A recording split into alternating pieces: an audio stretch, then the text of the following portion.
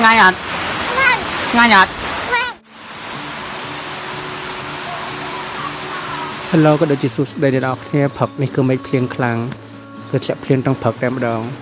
ផឹកនេះគឺខ្ញុំបានមកជីនពងទាឲ្យក្មួយសំណប់ចិត្តរបស់ខ្ញុំញ៉ាំដោយសារតែគាត់ងើបឡើងឃ្លានហើយអញ្ចឹងទៅមរាយវាមិននៅទេ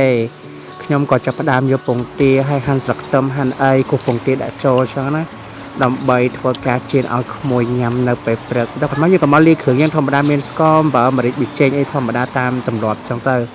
ដល់គាត់មកយើងក្លុកវាឲ្យបាយពងទាហ្នឹងមកហើយយើងក៏បានយកខ្ទះយកមកដាក់ឲ្យក្តៅបន្ទាប់មកយើងដាក់ឈានយកតែម្ដងដាក់ខ្លាញ់ហើយដាក់ឈានយកតែម្ដងនេះពងទារបស់យើងអ្នកនរគ្នាឥឡូវនឹងកំពុងតែធ្វើការជៀនពងទាហើយអ្នកខ្លះពងឃ្លាននេះមកយកសលេងហ្នឹងអីតើគាត់ពងទាយើងក៏បានឆ្អិនហើយខ្ញុំក៏បានហាន់ដុំទូចៗចឹងដើម្បីស្រូបបញ្ចុកមួយមកអ្នកអរគ្នាចេញឆ្ងាញ់ ngay à ngay à ngay à ngay à ôi ngay ngay bắt ná anh ấy ngay á nè ngay á ngay tôi bây giờ mấy cái áo tuyệt đẹp đây này ở nè